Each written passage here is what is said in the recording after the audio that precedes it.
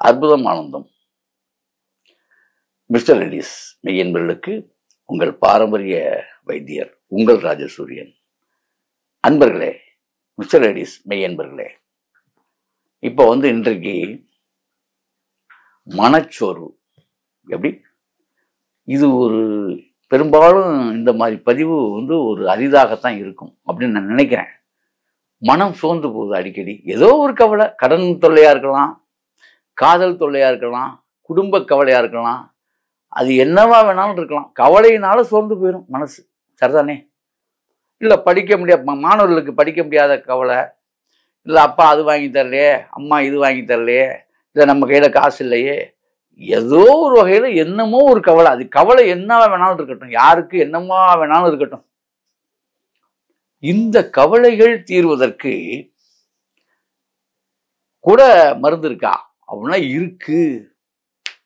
இதாங்க, இதுதான் சித்தர்களுடைய மாபெரும் ஒரு பெரிய சாதனையான, சித்தர்கள் செய்த சாதனையான விஷயம். நமக்காக கொடுத்துட்டு போயிட்டு இருக்க மிகப்பெரிய பொக்கிஷம் தான்.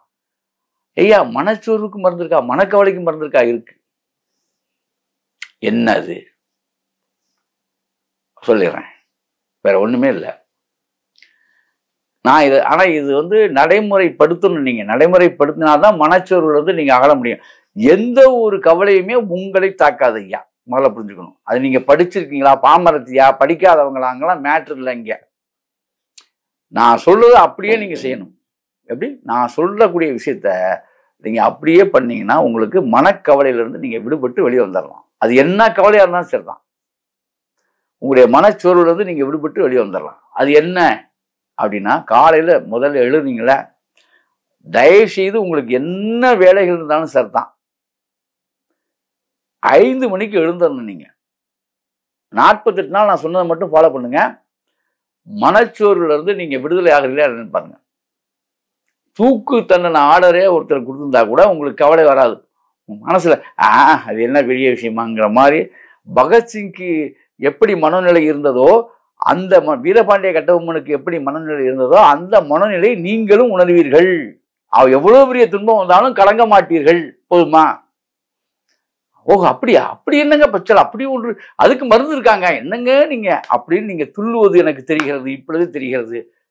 உங்களுடைய துள்ளலுக்கான விஷயத்தை அள்ளி கொட்ட போறேன். இதான் விஷயம், வேற ஒண்ணுமே இல்லை. காலைல எந்திரிங்க, ஒரு 48 நாள் செஞ்சு பார்த்துட்டு சரியில்லைன்னா பழையபடி போத்தி போடுங்க. நான் வேணான்னு சொல்ல, ஆனா 48 நாள் நான் சொன்ன மாதிரி இருந்து பார்த்துட்டு தான் நீங்க சொல்லணும் எதா இருந்தாலும். சரியா? உங்களுக்கும் எனக்கும் இப்போ ஒப்பந்தம். அப்படித்தானே சொல்லணும், வேற என்ன பண்றது? எல்லா மக்களுக்கும் சவால் விட்டு தானே சொல்ல வேண்டியிருக்கு. ரைட். காலைல ஒரு 5 மணிக்கு எழுந்தணும் சார். நீங்க ஆண் பெண் 2 பேத்துக்கு தான் சொல்றேன், பிள்ளைங்களுக்கும் சொல்றேன். சின்ன பிள்ளைகள் இருந்து பெரிய ஆள் வரைக்கும் 5 மணிக்கு எழுந்திரிச்சணும். சரி, அல்ல நான் நைட்டில் கம்ப்யூட்டர் வேலை பார்க்குறேன், அந்த வேலை, அதெல்லாம் இங்கே பேச்சுக்கே வேலையே கிடையாது. இல்லாட்டி கன்டினியூ பண்ணீங்க, தூங்காமல் இருந்தீங்கன்னா அதே கன்டினியூ பண்ணீங்க, எனக்கு ஒன்றும் தேவையில்லை. 5 மணிக்கு நீங்கள் உங்களுடைய கண்கள் திறந்திருக்க வேண்டும் என்பதுதான் இங்கே சட்டம். சரி, ரைட்டு, என்ன பண்ணலாம்? இந்த 5 மணிக்கு எழுந்துட்டு தலையோட குளிச்சிடணும். காலை கடமைகள்லாம் முடிச்சுட்டு தலையோட குளிச்சிருங்க. இந்த குளியல் பண்றீங்க இல்லையா, குளியல் பண்ணும் பொழுது கொஞ்ச நேரம் தண்ணி மேலே ஊற்றுறீங்களா, உங்களுடைய சிரசில் தண்ணி ஊற்றுறீங்களா எடுத்து, அதை டக்கு டக்குன்னு மோந்து ஊற்றிடாம, இது வரைக்கும் அப்படி தான் பண்ணியிருப்பீங்க. இப்போ அது மாதிரி பண்ணாதீங்க. எடுக்கிறீங்கள, அப்படி வேற மந்திரங்கள்லாம் சொல்லித்தரல. ஏன்னா எல்லா மதத்தவரும் எல்லா இனத்தவரும் இருப்பீங்க. அதனால நான் பொதுவான விதியை நான் கடைபிடிக்கிறேன். இப்போ இந்த தண்ணியை எடுத்து அப்படியே மேலே தலைக்கு, இல்லை பைப்பை திறந்து விட்டான்னு சரிதான். பைப்பை திறந்து விடுறவங்களுக்கு பிரச்சனை கிடையாது. பைப்பு இல்லாதவங்க தண்ணியை மோந்து தலையில் மெல்ல ஊற்றணும், உச்சிலே ஊற்றணும். இது ரெகுலராக ஊற்றணும். இப்படி ஊற்றிக்கிட்டு ஊற்றும் போது உங்களுடைய நினைவுகள் எல்லாமே எங்கே இருக்கணும் அப்படின்னா, உங்களுடைய சுவாசத்தின் மேலே இருக்கணும். மூச்சு விடுறீங்களா, இந்த மூச்சு காற்று மேலே இருக்கணும். உங்களுடைய ஞாபகம் பூரா தண்ணி எடுத்து அப்படியே ஊற்றுறீங்க, மெல்ல அப்படியே நல்லா ஊற்றுங்க. அப்படியே ஊற்றிக்கிட்டே இருக்கீங்க, எடுத்து அப்படியே ஊற்றிக்கிட்டே இருக்கீங்க.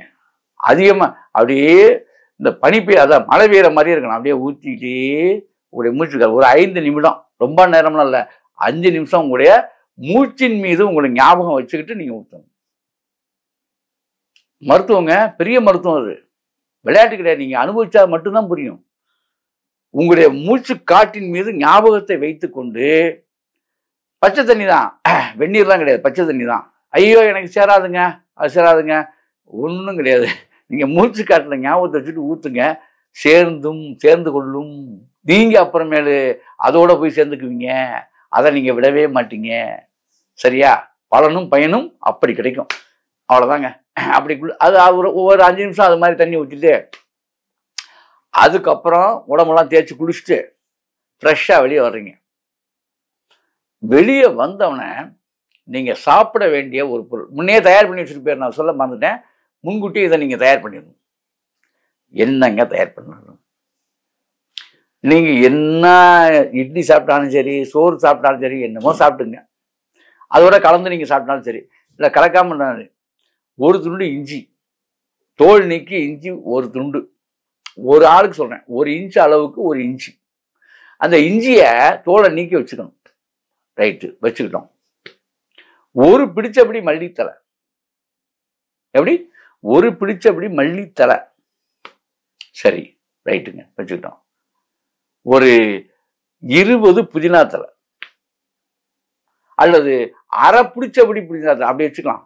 அரை பிடிச்சபடி புதினா தலை, அதாவது ஒரு பிடிச்சபடி மல்லித்தலை சொல்லிட்டேன். ஒரு கட்டு, அதில் வந்து அரை கட்டு மல்லி கட்டு வந்து ஒவ்வொரு இடத்துல ஒரு விதமாக இருக்குது. அதனால இப்படி கையில் அப்படி பிடிச்சா ஒரு பிடிச்ச இருக்கணும்.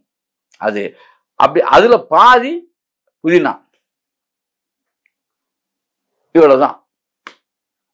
இதை வந்து வேற ஒன்றுமே இல்லை, இவ்வளவுதான். இதை அப்படியே நீங்கள் போட்டு மிக்சியில் நல்லா கழுவிட்டு, நல்லா கழுவிடணும் சுத்தமாக. அந்த இதெல்லாம் வெட்டிட்டு அப்படியே மிக்சியில் போட்டு அடிச்சிடணும். இதை அடிச்சுட்டு இதை அப்படியே அடிச்சு வச்சிடணும். இந்த புதினாவும் மல்லியும் அரைச்சிங்கல்ல, அடிச்சு வச்சிங்கல்ல, இதில் வேற ஒன்றுமே தேவையில்ல. முடிஞ்ச வரைக்கும் உங்களுக்கு உங்களுக்கு பிடிச்சிருந்தா, பிடிக்கலன்னா விட்டுருங்க. பிடிச்சிருந்தா வந்து பனங்கள் கண்டு சேர்த்துக்கலாம். பிடிக்காதவங்க, இனிப்பு எங்களுக்கு அதெல்லாம் இருக்குதுங்க, சுகர் இருக்குங்க அப்படி இப்படின்னு பயப்படுறவங்க உப்பு சேர்த்துக்கலாம். தப்பே. ஆனால் உப்பு சேர்க்கணும். உப்போ பனங்கள் கண்டோ ஏதோ சேர்க்காம குடிக்கக்கூடாது. இதை வந்து காலையில் மெல்ல சப்பி மெல்ல குடிக்கணும். குடிச்சிட்டு ஒரு சொம்பு வெந்நீர், காய்ச்சி ஆற வச்ச வெந்நீர் தான் குடிக்கணும். எப்படி? காய்ச்சி ஆற வச்ச வெந்நீர் தான் குடிக்கணும் காலையில். இதுதான். இதை ரெகுலர் பண்ணணும். ஒரே வேலை மட்டும்தான். அதே மாதிரி மதியம் நாயுருவின்னு ஒரு இலை இருக்கு. அது கடையெல்லாம் உங்களுக்கு மருந்து கடையெல்லாம் கிடைக்கும். நாயுருவி செடி, அம்மான் பச்சரிசின்னு ஒரு செடி இருக்கு. இந்த ரெண்டுமே நாட்டு மருந்து கடையில கிடைக்கும் உங்களுக்கு. அம்மான் பச்சரிசி, நாயுருவி வாங்கிக்கோங்க. அதுல ஒரு ஸ்பூன், இதுல ஒரு ஸ்பூன். மதியம் சாப்பாட்டுக்கு முன்னால, நல்லா புரிஞ்சுக்கணும், மதியத்துல தான் செய்யணும். இதை சாப்பாட்டுக்கு முன்னால நல்ல வெந்நீரை, 300 ml வெந்நீரை கொதிக்க விட்டுறணும். அதுல ஒரு ஸ்பூன் நாயுருவி தூள் ஒரு ஸ்பூன், அம்மான் பச்சரிசி பவுடரு ஒரு ஸ்பூன் போட்டு நல்லா கொதிக்க விடுங்க. கொதிக்க விட்டு அதை அப்படியே குடிச்சிருங்க. ஒரு 10 நிமிஷம் கொதி வரட்டும். அதுக்கப்புறம் எடுத்து குடிச்சிட்டு அதுக்கப்புறம் அரை மணி நேரம் கழிச்சு மதிய உணவு சாப்பிடுங்க. இதை மத்தியானத்தில் மட்டும்தான் செய்யணும். இல்லை சார் நான் வேலைக்கு போகிறேன், அங்கே போகிறேன், எனக்கு வாய்ப்பு இல்லை அப்படின்னு சொல்கிறவங்க காலையிலே கொதிக்க வச்சு ஆற வச்சு ஃப்ளாஸ்கில் ஊற்றி எடுத்துகிட்டு போயிருங்க. மதியம் சாப்பாட்டுக்கு முன்னால் சாப்பிடுங்க. ஓகேயா?